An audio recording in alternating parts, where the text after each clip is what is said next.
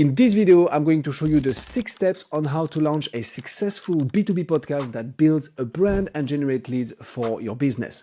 For those who don't know me, my name is Guillaume Jouvencel. I'm the co-founder of GHA Marketing, and for the last 2 years and a half, I've been helping podcasters and B2B businesses launch, grow, market, build a brand, and generate leads with their podcast. And by the end of this video, you'll have a clear idea and actionable insights on how to actually launch a podcast that does exactly this: generate leads and builds a brand for your B2B business. Let's get on with the show. All right, so as you can see, I've been building the whole mind map on how to actually launch a podcast successfully. And in this exact presentation, I'm going to show you the 6 steps on how to launch a successful podcast. Step number 1, positioning. So here, the worst thing that you can do is, grab a mic, record an episode, publish it, and hope that things go well. You actually don't want to be releasing content that you think is good neither. You want to be releasing content that you know your audience, your ideal client is currently looking for. Now, whilst the podcast market is still not as competitive as the blog market, for instance, there still are more and more podcasts that start each and every year. So it's super important to identify your niche and to get very narrow into it and to publish content that actually is researched by the industry. But how do you actually do this? Which is a great question. So the first thing that we do when we start working with a B2B business is we're going to do an in-depth research of what is it that your ideal client, the people that we want to target, are currently looking for. So we look at tools like Google Trends, Google Keywords Planner, social media trends, Reddit communities, Quora forums, to basically have a clear picture of, okay, within that niche, those are the topics, those are the keywords, those are the queries, those are the questions asked on Reddit communities and Quora forums that we need to look into. This really allows us to understand what is it that our ideal client is currently looking for. You can also look at other podcasts, other YouTube channels. Podcasts will just give you a good idea of what type of content other creators are publishing, which doesn't mean that it gets listened to, but it's at least already a good indicator. But on YouTube, you can actually see the number of views per video, right? So you need to try and understand if it's boosted by ads or not, which we're going to get back to in a few minutes. But this is also, again, a good indicator of, okay, people are publishing content around these topics, and this is what we might want to look into. Something that you can do that is very efficient as well, which is not noted here, is look at conferences within your niche, panel discussions, webinars. What is it that the big media out there, for whom the role is really to talk about the topics that your industry wants to hear about or listen about, what is it that they are talking about? What are the big titles of the panel discussions at the next big conference in your industry? This is also, again, a good indicator of what is it that you need to talk about. To take a very simple example, we are helping a podcast in the HVAC space, right?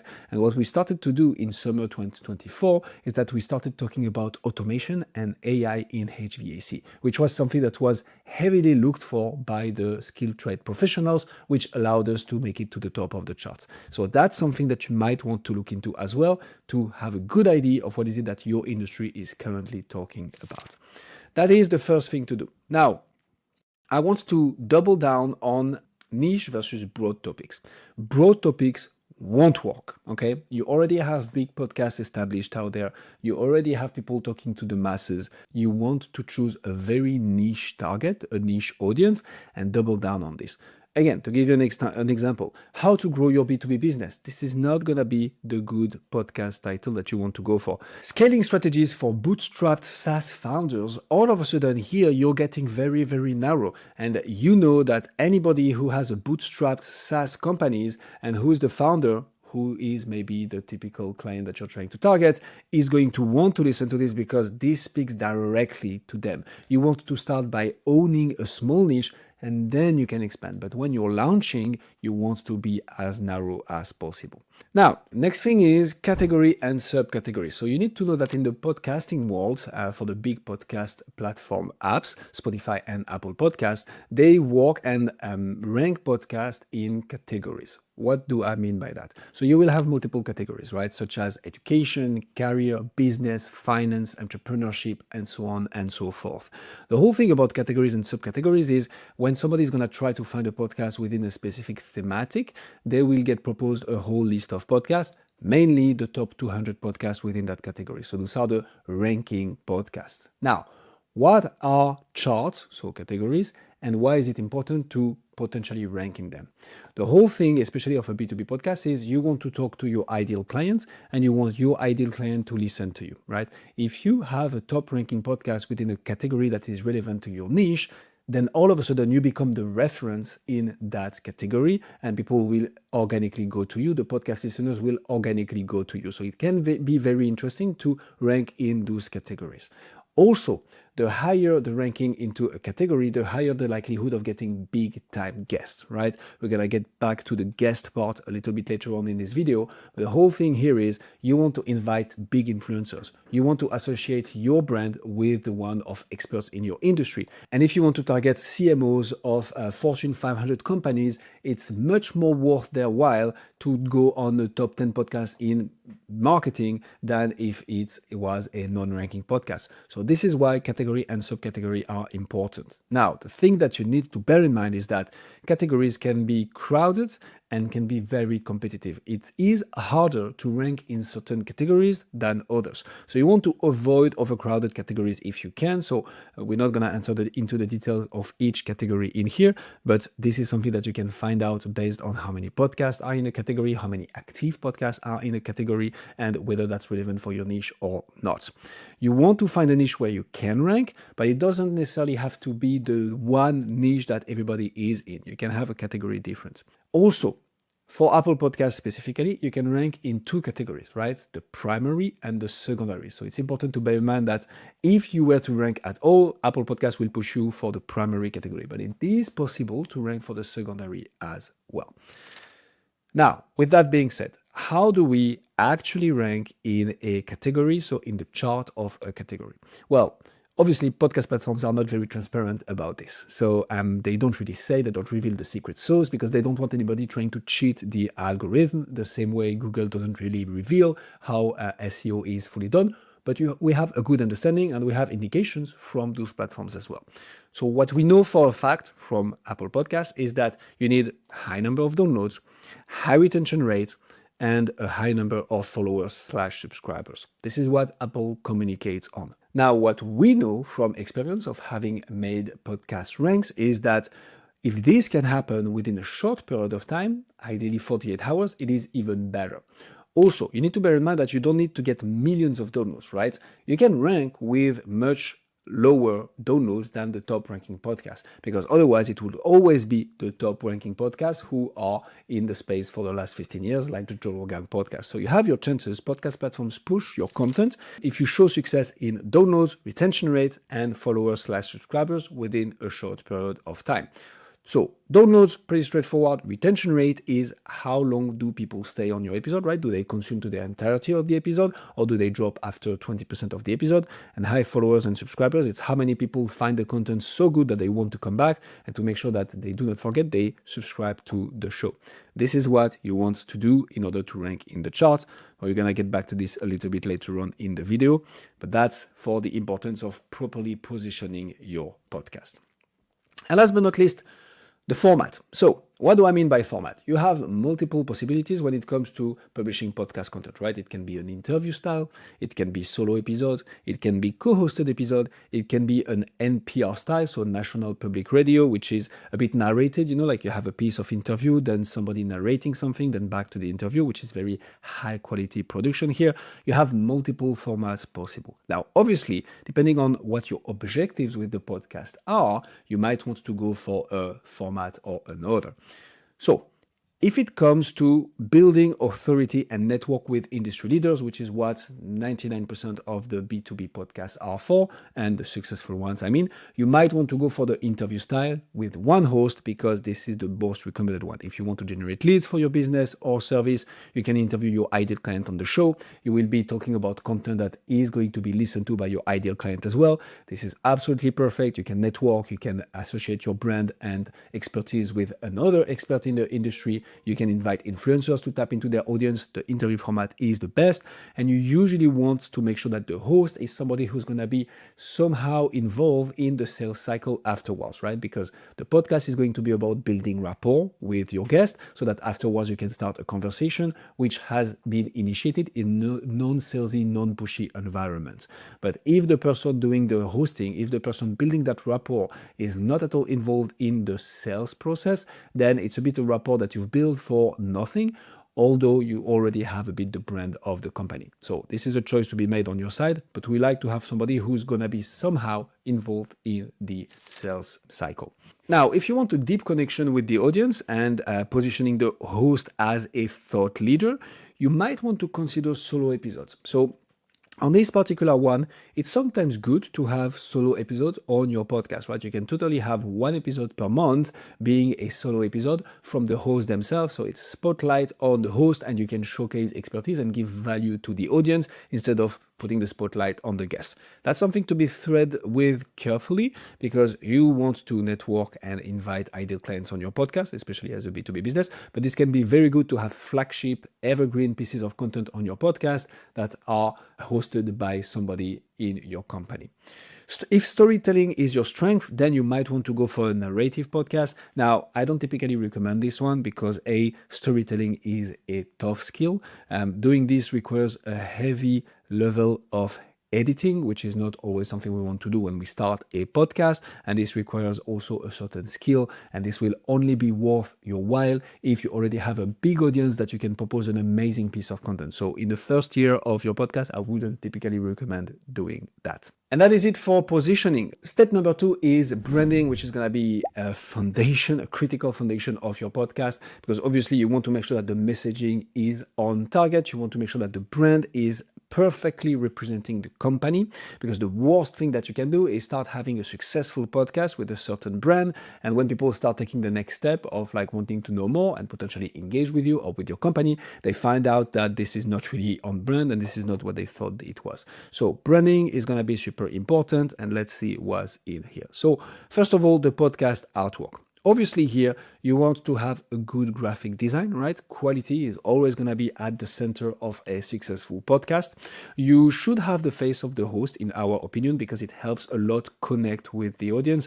Faces, emotional expressions are always making people click more, being able to relate more and create that emotional connection. So we almost 99% of the time recommend to have the face of the host on the artwork. You can use high contrast colors, right? This is also an important aspect. You want to have bright faces on the artwork, and by bright I mean with good light exposure. You want simple and readable at thumbnail size text. It is super important. So you want to have the title of the podcast on there, and you want to avoid having too much text. Something that you can do, and it's something that we do on our podcast, you can put your company name here just to show that it's powered by, and you start having that brand recognition associated with the podcast. So that's how we typically recommend doing an artwork. Then you want to think about the title. So when it comes to the title, you want to be precise, not broad, and you want to be clear, not vague. For instance, the growth show. Okay, it's going to be about growth. I guess we get that. But what type of growth? For whom? What are we talking about here? It's not very clear. It is a bit vague. Growth hacks for bootstrapped startups. Okay, here we know exactly what this is going to be talking about, growth hacks, and for bootstrap startups. So good title versus bad title, super important to make it clear, punchy, to attract the right people. And you also want to optimize it for search. So what do I mean by that? It's not just going to be about growth hacks for bootstrap startups. You want to have growth hacks for bootstrap startups, interviews of founders of startups, of SaaS companies, of bootstrap SaaS companies, of bootstrap tech companies, and so on and so forth. But this is not going to be on the artwork. This is going to be in the title. Here is what I mean by that. So you will have two versions of your title. The one for the artwork, right, which is short and concise, podcast gurus, or growth hacks for bootstrap startups. Short and concise, bootstraps growth hacks, for instance, is even shorter, but I would like to have the name of the target in here. And for directories, so the name as it will be registered on the podcast platforms, which is a bit more detailed and most importantly, keyword rich. Bootstrap growth hacks proven strategies for scaling startups without funding. Or again, podcast gurus, interviews of podcasters about marketing, B2B marketing, and SEO growth. This is what you want to do. Why? Podcast platforms function a bit like SEO back in 2000. Initially, those are music apps, right? So the way people used to search on those podcast platforms was typing the exact name of the artist they wanted to listen to or the exact name of the music. This is what we call an exact match. You would typically type Beyoncé and you would be taken to the albums of Beyoncé. Now, what that means is it hasn't been optimized for music about a sad breakup, just to throw something out there. You have to type the exact name of the music and or the artist that you want to listen to. And it hasn't evolved much since they have migrated to also podcasts. What I mean here is you will not have people typing directly the name of your podcast from day one because your podcast will not be known. But you can get people who are searching for growth hacks for bootstrap startups. Here, you will grab this audience and you will retain their attention by having selected the right keywords in your title so you are discoverable. But then on the podcast at work, it will be something compelling, something catchy, which is just bootstrap growth hacks. Now, what about the description of your podcast? So, did you ever wonder how scrappy startups scale without VC cash? Each week, we break down battle-tested growth hacks, real founder stories, and creative strategies to help you grow faster, smarter, and on a budget. No fluff, just tactics you can use today. As you can see, this has a strong hook. This is providing value and clearly explaining what's going to be in this podcast, and it also creates a bit of urgency to listen. This is how you want to craft a description. People won't read like super long description. You want to be punchy, you want to be on the spot, you want to be keyword rich as well. VC cash, scrappy startup, scale. Okay, you want to make sure that you have the few keywords that you want to hit on in the description, and that's it. You want a 3-liner that people will directly understand what the podcast is from. This is how you craft the perfect description, and this is how you do a good podcast branding. Step number 3, finding great guests. So there has been a study released at the end of 2024 about how to market a podcast. The number 1 criteria is having great guests, reshare, and communicate about the episode. So finding great guests and making sure that they reshare is priority number 1. For you, it's priority number 1 and absolute, because this is also something you're going to be leveraging to create leads, right? So you want to find great guests who are ideal clients and who will be able to publish great content. And this is what the difficulty of a B2B podcast is. This is also where all the value is. So before reaching out to a guest, ask yourself these questions. Will their insights directly benefit my listeners and my industry? Do they have an engaged audience that aligns with my target listeners? And are they someone I can genuinely have a great conversation with? Again, it is going to be critical to be publishing good content for a successful podcast. If you do not have great content, you don't have a podcast.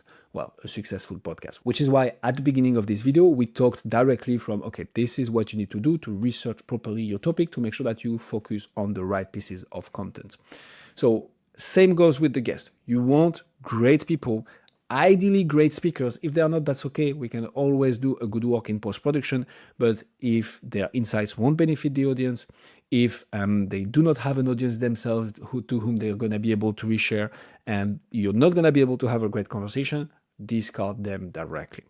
If they pass this little checklist, we can move on to the next one. So how to actually find great guests? At first, I would leverage your network. This is what we do with any company we start a podcast for. We're like the first 2-3 guests. It would be great if those are people from your network who fit the ideal guest of your podcast for multiple reasons. First of all, if they are friends, if they are within your network, they are more likely to come on the show, and it's always harder to find guests for a starting podcast than for a well-established podcast. It's not impossible, we do it, but it's harder. So it's always great to have great guests from your network who are more likely to accept being on the show than total strangers. The second thing that this will do is they will be able to put you in touch afterwards with people like them. This is exactly what we did for our own podcast with exactly this premise of generating leads for our business in the B2B space. We invited the first two guests were people who we knew. One was a very good friend of us, and he introduced us to our fourth guest who became our biggest client ever since. So you want to leverage your network to have somebody come on your show, have a great conversation, create good rapport. The audience will see that you engage well with your guest because obviously the vibe is a bit better when it's somebody you know. And then after the interview, you can ask, hey, do you know somebody who'd be a great guest for this podcast? We are looking for this type of people. Worst case, they say, hey, no, sorry. And best case, they introduce you to 2-3 people who come on the show and who are already potential leads, or if not, people that you bring on the podcast who will be able to introduce you to other people. So leveraging your network when you start a podcast is very, very good. You can look for guests within your own industry, by the way, former colleagues, LinkedIn contacts, or even friends of friends. So here again, you can leverage all those channels, but you need to make sure that all the guests are fitting the ideal avatar that you've defined at the podcast concept. It is super, super important. And if you do not know these people that well, but they are just in your network, you can use a simple LinkedIn message such as, hey, I've been following your work for a while and love your insight on XYZ. I'm launching a podcast focused on this niche. I'm planning on helping this type of people, and I think you'd be incredible as a guest. Would you be open to a 30 minutes conversation to discuss? What I like to do when I start a podcast is to say 20 minutes. It's not 15, it's not 30, it's not really engaging. You can have in your Calendly increments of 5 minutes, so it's easy to fit in, and that will make it more likely that people book a call with you. This is leverage number 1. Then you can use a tiered guest strategy. What do we mean by that? So in phase 1, obviously you're gonna be inviting industry colleagues. You can also have startup founders, niche influencers. Phase 2, you can go for bigger influencers, authors, CEOs with an engaged audience, depending on your niche again. And phase 3, top tier guests, well-known industry leaders, public figures, people who appear and talk at conferences because you will have an established podcast by then.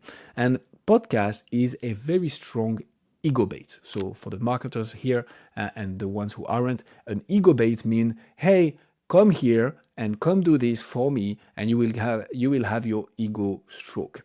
And this is a very efficient tool, especially when you start having guests and you're like, hey, I just had this guest from this company and he provided this amazing insight about the industry, and I believe you can provide an even better insight or an as good insight or an insight on this specific topic if you would come on the show. Is it something you would be opposed to? And here you can get people from very high levels to come on your show very early because you are showcasing proof that your podcast is already attracting high-level quality guests. So this is a very, very good leverage, and it's also how you can generate high-quality leads thanks to a starting podcast. Then, you want to make your podcast look worth their time. So at the end of the day, people will come on your show as guests only if they see the benefit for themselves, right? People are busy, especially if you're launching a B2B podcast. You're probably targeting people who have a very busy schedule, so you need to make it worth their time. Even if you're just starting, by the way, you need to create a professional landing page and or media kit that outlines the following: the podcast focus and why it's valuable. Previous guests, if any, this is why you want to start with friends, because you can immediately have social proof, where it's going to be distributed, so Spotify, Apple Podcasts, YouTube, but also and obviously the audience size and engagement metrics, if available. At the beginning, you don't have any from your podcast, but if you're an established business, you have an email list that you can distribute it to. We're going to get back to distribution in a few minutes. You do have people following you on social media, you have employees, you have partners to whom you can distribute the podcast, advertise this and say that it's gonna be put in front of those people, and you need to have a clear call to action. We'd love to have you on as a guest to talk about XYZ.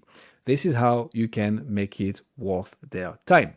And something that we like to use, by the way, is when we are helping a podcaster, we know we're going to create great branded assets that the guests are able to reshare themselves on social media to make them look as experts, and this is great materials, especially if they have a good camera.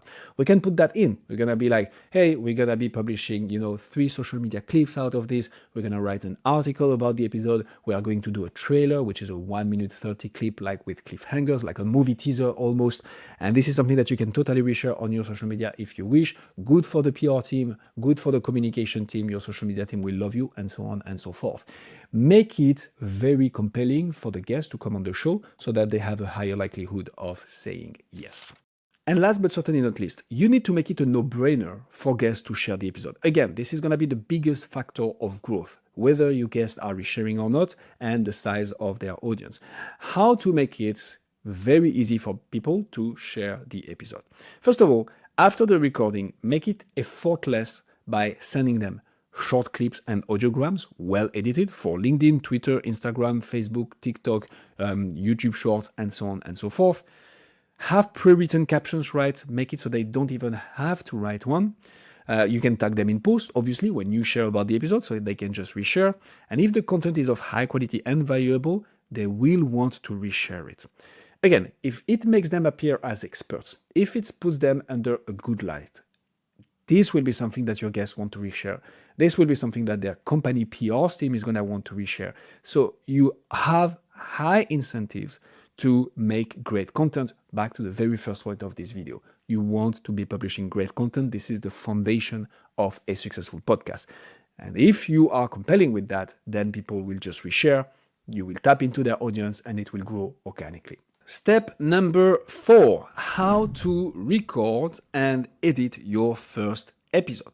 So a few things here. First of all, your first guest. So you want someone who ideally has that strong following in your niche, can provide immediate credibility to your show, and is likely to share the episode with their audience. Hence the importance of asking somebody that you know from your network who fits to 3 criteria. This will help the show more than you can imagine. By the way, this will give, in terms of benefit, instant credibility, built-in audience growth, validate your podcast from the get-go. Your listeners will associate your brand with that authority of that person. It sets the right tone for your podcast, and your first listeners come from your guest networks, not just yours. I'm repeating myself here, but this is because this is such an important aspect of launching a successful podcast. Now, a question that I often get asked is gear. So, yes, you need great audio.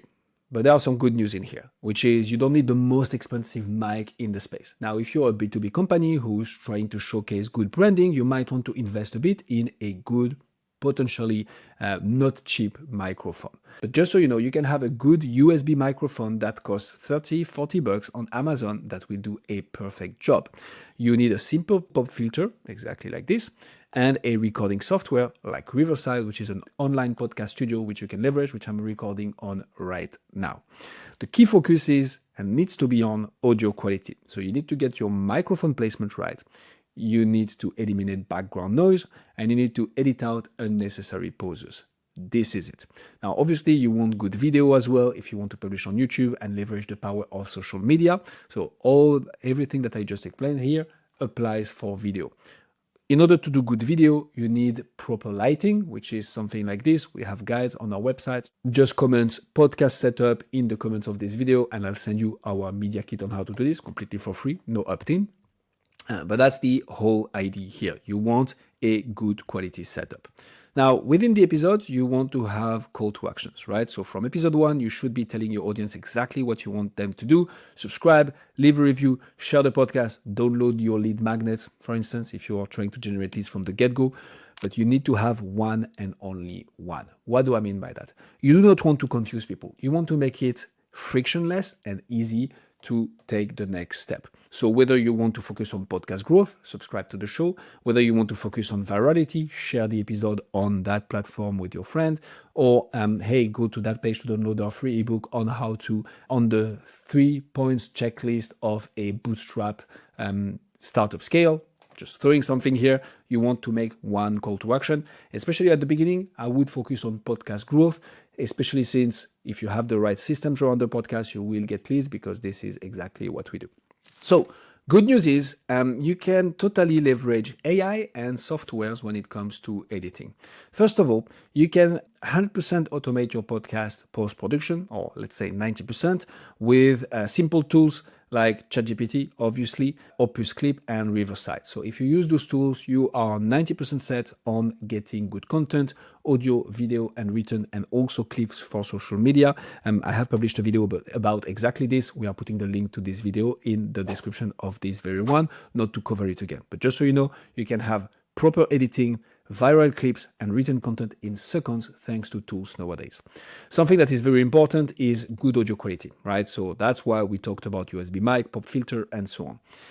If you do not have this, or if you still feel your audio quality is not top-notch, here is what you can do. You can go to Adobe Podcast and search for an Enhanced Speech V2 tool, which is absolutely amazing, which we use for all our editing, which is an AI-powered enhancing tool, and you can toggle from 0 to 100%, and it will eliminate background noise, make your voice sound much nicer, and also the one of the guests. So you can do this. Riverside has that option as well, but I would really look into Podcast Audio Enhancer because this is just so powerful.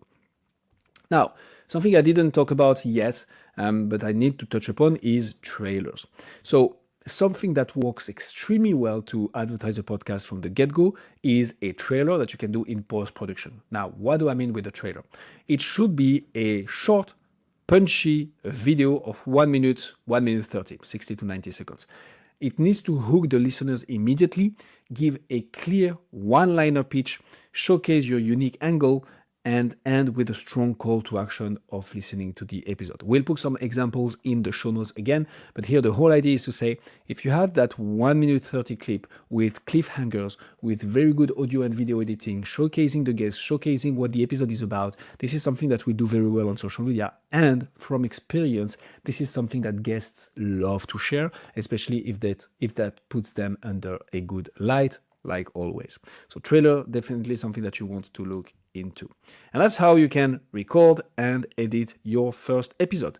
Let's move on to step number 5, preparing for distribution. So remember, you have recorded and edited your first episode, but you haven't published yet because you don't want to. What we do is we want to have 4 or 5 episodes in the bank before we launch the first podcast. And I'm gonna explain exactly why. So obviously you want to distribute your podcast to platforms like Apple Podcasts and Spotify. For that, you will need a podcast distribution platform, which is also called Podcast Host. So here there are multiple tools in the place. To name a few, Buzzsprout, Libsyn, Captivate. If you're starting out, Buzzsprout is very good. We personally use the enterprise package of Captivate because we host podcasts for our clients and this is working better for us. But you have tons and tons of tools there. Red Circle, Spotify for Podcaster, Megaphone, and so on and so forth. Basically, your hosting platform is a place where you can upload your audio files and it will automatically generate an RSS feed. We're not going to get too techy here, but the RSS feed is basically what podcast platforms will go onto to extract the audio file and distribute it on their platform. And it acts as a digital address that podcast directories pull from.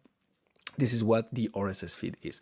Now, when you sign in on a podcast hosting platform, you will automatically get distributed like in 90% of the places, except for Apple Podcasts. So on Apple Podcasts, you need to create a separate account and then link that Apple Podcast to your podcast hosting platform. But then you're set. Anything that you're going to be uploading on your podcast hosting platform will get distributed on Apple Podcasts, Spotify, Amazon Music, and so on and so forth.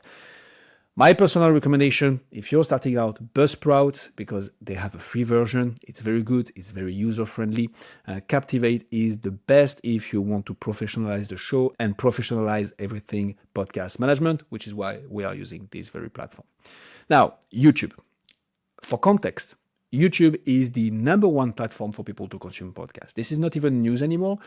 From surveys and from studies back from 2023, YouTube was already the number one platform for US listeners, which we can imagine represents more or less the world, because 47% of podcast listeners worldwide are coming from the US, and the proportions we see on the US market more or less represent the proportions on other countries as well.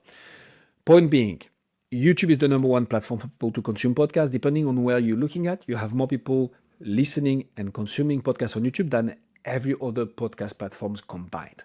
We cannot ignore video podcasts on YouTube because audio only with a static image is the simplest way to repurpose your podcast for YouTube. And actually, if you connect YouTube to your RSS feed, it will automatically extract them, transform them into static image videos and distribute it on YouTube, but also on YouTube Music, which is the new Google Podcast, which is a platform that is growing more and more. However, static images aren't really engaging and they won't perform well in YouTube's algorithm. So you want to have videos. Back to the importance of having video podcasts. the full video podcasts, which are the best option, even if it's just a simple talking head setup, exactly like this. I'm literally recording with an iPhone 11 camera here on a tripod, and as you see, that does the job. It's not the highest quality, but it's very good as a first base.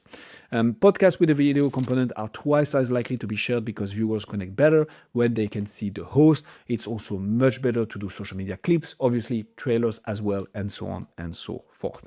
Now, let me give you some numbers who are actually going to be giving you an idea of how big YouTube is. So in January 2025, YouTube claimed 1 billion podcast listeners on their platform with 400 million podcasts consumed on TV sets. For context, YouTube has an average of 2.5 billion users monthly.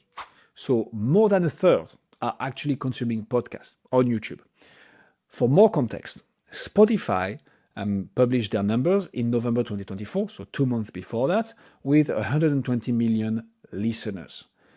This gives you a pretty accurate idea of how big YouTube is. And for an additional context, Apple Podcasts has more or less the same audience size as Spotify, sometimes a bit higher, sometimes a bit lower, depending on the month. For 12 months straight, Spotify had more downloads, but in February 2025, Apple Podcasts has taken over, so it's more or less at par. But point being, YouTube is undeniable. So you really want, if you launch a podcast, to go on YouTube as well. But that's not all. So something that we need to bear in mind about podcasts, especially podcast platforms, is that Apple Podcasts, Spotify, as said, are former music apps.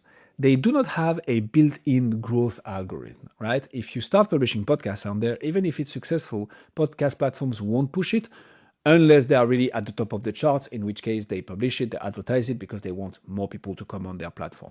You have to bear in mind that, like any platforms, what Apple Podcasts and Spotify want is people to come on their platform and stay on their platform. If you're helping them do that, they will push your content more because it means your content is attracting and retaining people, which is people that they can sell subscription or products to.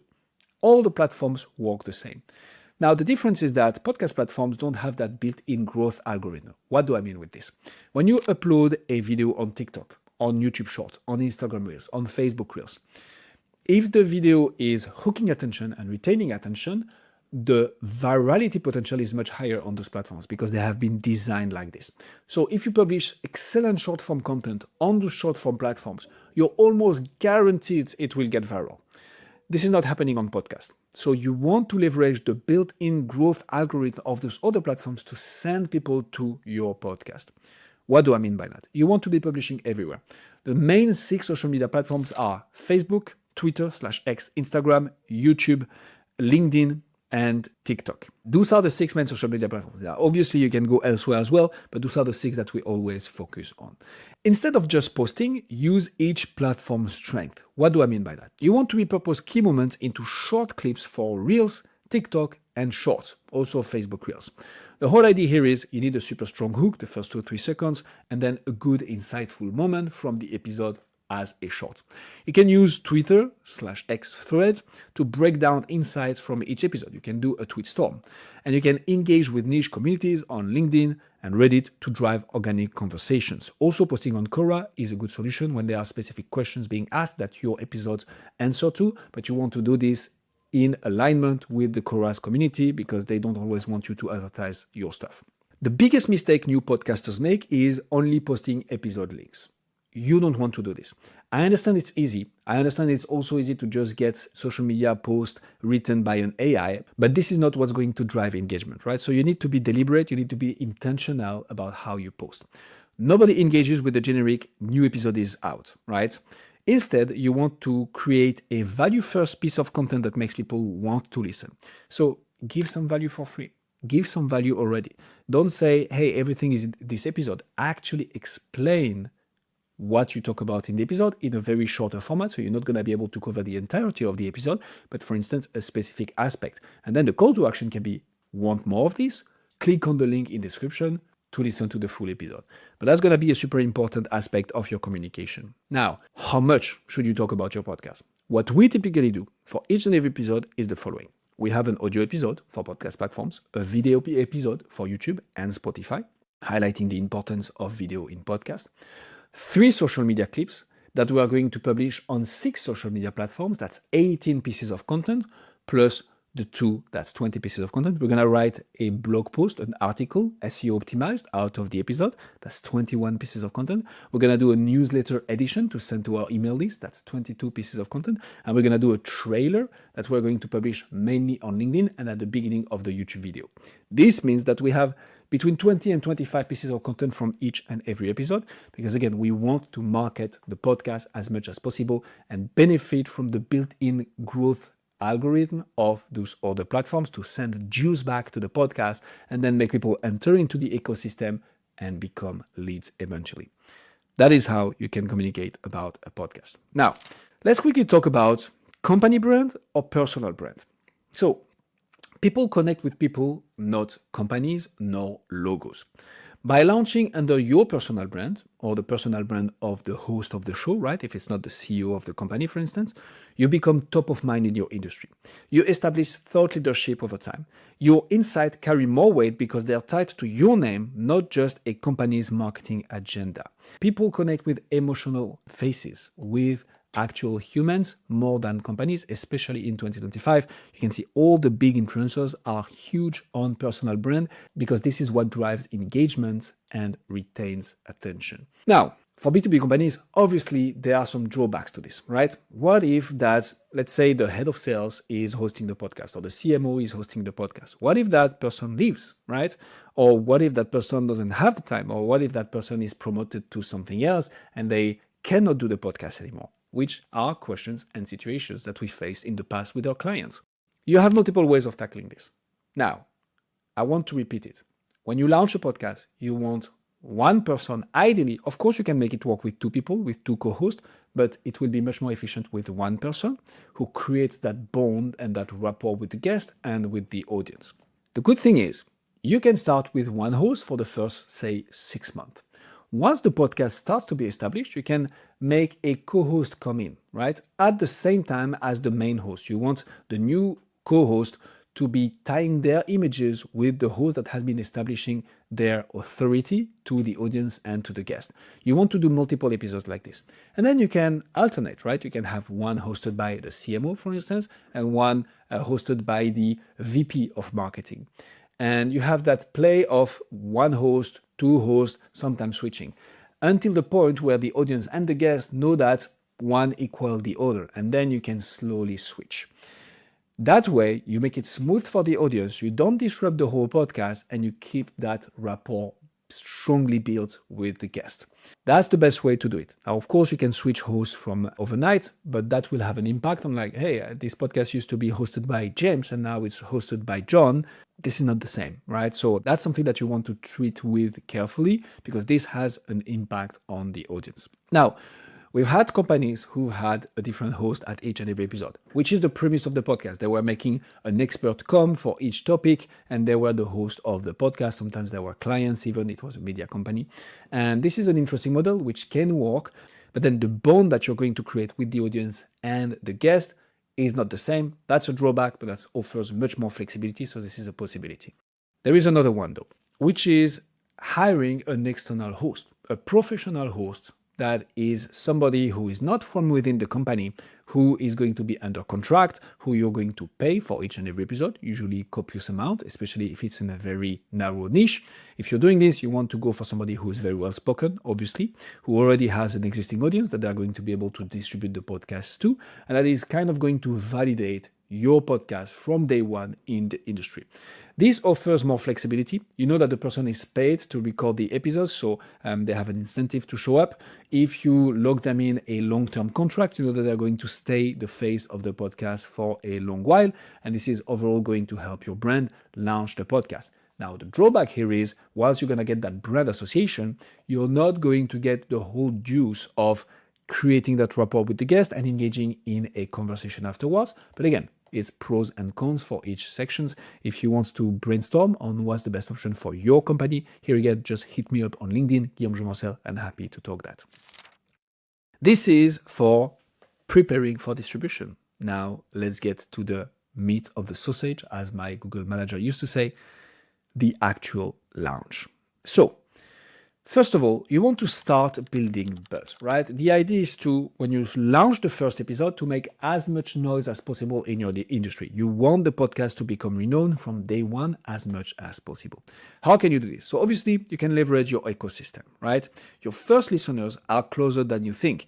Friends, family, co-workers, employees, clients, partners, these people already support you. You don't need a massive audience to launch successfully. You just need an engaged one. Here is the ask. Tell them about your podcast before it launches. Send personal messages, emails, or even a short video announcing it. Get 20 plus people committed to listening and leaving an early review on your podcast. This signals to podcast platforms that your show is worth recommending. You want as many reviews as possible. Mobilize all your employees, mobilize all your partners, mobilize your best clients, mobilize your friends, families, and so on. You want to make as much noise on all the platforms, but most importantly on the podcast platforms from the get-go, and reviews are super important for that. Again, you need to make it easy for them, right? Give them a launch date and remind them when it's live, and give them the link to the podcast, and even write a copy review for them to review so that they can just post it on podcast platforms. You need to leverage your ecosystem. Now, you can also tease the episode on social media, right? Nowadays, there are tons and tons of tools that you can just publish on for free. So post teaser clips of your best episode moments, share behind the scenes content, record bloopers and publish them, your setup, your guest reaction, do countdowns, right? 3 days until launch, 2 days until launch, new podcast drops tomorrow. The more touch points you create, the more top of mind your podcast becomes. And when you launch, people are like, okay, I've been hearing about this one for so long that I need to check it out, right? And you create that buzz effect. Then you want to have that binge factor. This one is a particular one. There are two ways of approaching a podcast launch. If someone listens to just one episode and loves it, right, they're going to subscribe and hopefully come back next week. That's one download. But if they listen to three, that is 3 downloads from a single person. So more episode means more downloads per listeners, more listening time, which helps retention, a deeper connection with your audience, creating a strong rapport from the get-go. This also gives new listeners more entry points, right? Maybe they aren't hooked by episode 1 and the title and the topic doesn't really please them, nor the guest, but episode 2 speaks directly to them. So what do I mean by that? If on the launch date you release 3 episodes, you have more content for people to consume and you have a higher likelihood of having something that pleases the audience. Now, this is a double-edged sword, meaning this requires lots of efforts for just a launch, right? And that means you need to record a lot of episodes before you launch. What we typically recommend, if we publish 1 episode per week, is to have 4 or 5 episodes in the bank before you publish the first episode, because like this, you have this 1 month buffer before having to publish and record absolutely another episode. Now, you want to record every week, but we know how it goes. Whoever is hosting the podcast, they are going to be busy. Your guests, if you're in the B2B space, are going to be busy. It's not super easy to set up interviews. It is easy, but not super easy. So you want to have a bit of margin of maneuver within your podcast recording schedule. Publishing 3 episodes from the get-go can put a lot of stress on this. So that's something you want to treat with carefully. But if you do have the capacity and you do have the recordings and you do have the resources, go for it. Create that binge factor. Now, how to drive traffic to your podcast? We've already partially covered this, right? Leveraging the built-in growth algorithm of other platforms. Email lists are a very good way to drive traffic towards your podcast, right? If you're an established business, you do have an email list, you have suppliers, you have clients, you have employees. Send and communicate about your podcast, because this is not asking somebody to purchase your services, right? This is providing value to the company, to the industry. So of course, not everybody will opt in, but some people might be like, actually, I'm interested into hearing what they have to say about this. So leverage your email list. Do not be afraid to promote. You are not advertising enough overall, but certainly the podcast. Of course, you can post on LinkedIn, Twitter, Instagram, and Facebook. Again, you want to make it easy for people to listen to, tell them what to do, and make it visible and discoverable. Something I want to touch upon. So cross-promotion. I've said it. I'm going to say it again. Your guests are going to be the biggest factor of growth, right? Because at some point, your audience will be aware that you have a podcast. The hype will have gone down and less people will listen to the podcast. Only the ones genuinely getting values from it, right? There will not be this novelty aspect anymore. But with each guest, you have that novelty effect again with their audience. That's going to be a critical growth factor for you. Your guests are your built-in audience amplifier. They'll only share if the content is great and it makes them appear as experts and shines a good light on them. So you need to make it easy for them to share. You need to send them pre-made promo graphics and captions. You need to give them short clips that they can post. Tag them when they announce the episode. The easier you make it, the more likely they are to share, and therefore the bigger the audience. Let's talk about ads quickly. So ads is not something we're always going to do, right? The same way you could do ads for growing your Instagram followership or just do brand awareness, right? You can do the same for a podcast. Now, again, ads won't fix a bad podcast. Content. You need to have great content. If that box is ticked, you can consider ads. Now, ads won't do anything magical. The only thing that it will do is that the growth that you could have in 3 years, you can have in 3 months if you're putting some ads budget on it smartly. You want to do contextual advertising, right? For those who don't know what that is you want to put your podcast content in front of an ultra qualified audience who is likely to want to listen to your content, right? So there are multiple tools for this. We're not going to get too tactical nor technical about this, but it's basically targeting where your audience is to put the podcast in front of them. Now, traditional way of doing this is YouTube ads. Obviously, you can run clips from your podcast as skippable video ads, redirecting towards your YouTube channel. You can leverage Facebook and Instagram ads, target people interested into your niche, obviously. Spotify and podcast player ads, you can also actually run ads inside of other podcasts to attract listeners. This is, like many other things, a double-edged sword. The pros of this is you are targeting a podcast listening audience, so who is more likely to listen to your podcast than people already listening to podcasts, but you are doing so on other podcasts, meaning they are literally listening to something already that they want to listen to because they have clicked on play, and you say, hey, stop what you're doing here and go listen to my show. So this needs to be done properly and carefully. Something that we haven't written here because it is a very sensitive one, but LinkedIn ads. So LinkedIn ads are very expensive, and the click-through rate that you get on this is not always the highest. But if you have a strong brand and presence on LinkedIn already, this can be very interesting. So if the host has a personal following, if the company's page has a big following, LinkedIn ads is something you might want to consider. Let's talk again about ranking on the charts of Apple Podcasts, Spotify, and Amazon Music. Here again, as a reminder, you want to be ranking on the charts if that allows you to tap into bigger and bigger guests, but also to drive more traffic onto your podcast. So this is overall interesting. If you can, you should definitely for it. Quick reminder on how to rank in the charts: high number of downloads, high number of new followers/subscribers, and high retention rate. So high number of people finishing the episode and not dropping at 50%, ideally within a short period of time. So 48 hours, which is why we communicate that much on the podcast episode publishing with all those other assets, because we want to drive as much traffic as possible. How to get people to stay on the podcast, which is the only thing that we haven't tackled yet on those 3 different aspects. You need to hook them fast, right? You need to have great title who will make people want to listen. And then within the first 60 seconds, you need to be engaging. You need to be validating their expectations. Like, hey, you click on the podcast for this, say 3 hacks to skyrocket the growth of your bootstrap startup. And you need to deliver on this within the first 60 seconds. If you're not, people will not engage because they're like, hey, I clicked on this for that, but I didn't really get my fix. So you need to engage and deliver on that promise. You want to keep your energy high, right? Don't let episode drag neither. It's not about publishing 2 hours and 30 minutes episode. It's about being punchy, on the point, and providing value fast. And make your content binge-worthy, right? If someone listens to one episode, they should want to immediately hit play on the next. Back to the importance of having great content.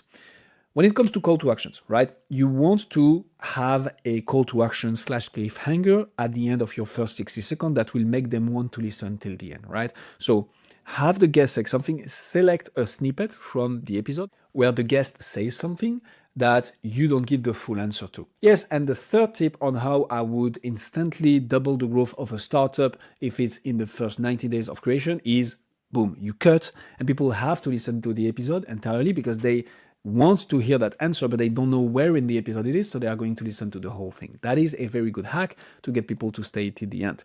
Now, you can have call to actions throughout the episode as well. By the way, if you listen till the end of the episode, I'll give you a discount code on whatever it is that you have to sell. Discount code might not be the best thing, but you see what I mean. A form of call to action that will help people want to stay. And that is our 6th step of actually launching a podcast. Now, you might be thinking, wait, but there was a bit more on the overview that we saw at the beginning. Yes, and that's step number 7, which is not really a step, but which is a super important aspect of a successful podcast, which is consistency. Do not quit. You have to bear in mind that 90% of podcasts don't get past episode 3, okay? And of those who do, 90% don't get past episode 20. Also, on average, podcast gets less than 400 downloads per episode, and we are already talking about the top 10%. The top 50% median podcast is not getting more than 30 downloads per episode. Now, first of all, I want to put a caveat on this. If your podcast as a B2B company was allowing you to network one-on-one for 1 hour with 52 high-level decision makers or ideal clients each and every year with 0 downloads, would that be worth it? Probably. Now, obviously, it won't get 0 download if you do everything that is in this video. But that's just to give you an idea of like, downloads is not the ultimate goal. Downloads is just a nice to have if you get listened to by your ideal clients. And if you can get a good podcast, then you will get good downloads. Also, it is a very much winner takes all market, meaning the top 1% of the podcast will get most of the downloads. And actually, those are the mass market entertainment podcasts. So don't take numbers like this too seriously to begin with. And this is also without including YouTube. Now, why do podcasts fail? To finish on this video, they have a bad positioning, they have a bad structure, and they have the wrong promotion strategy, right? So successful podcasts have all those 3, and this is what this video is about. If you do this properly, you will do indeed drive lead generation, convert your audience into customers. You will build authority for easier sales. Also, it's not only about the leads that you generate directly from your guest or from your audience, right? It is the number of calls booked because all of a sudden they get insight from the podcast. It is about the show up rate, right? Because they know you are an expert and you're providing good value because they have listened to the podcast. It is about the close rate, right? Because they are already convinced that you can help them, right? So it's just about the logistics on how. But the podcast will oil the whole system of selling to your customers.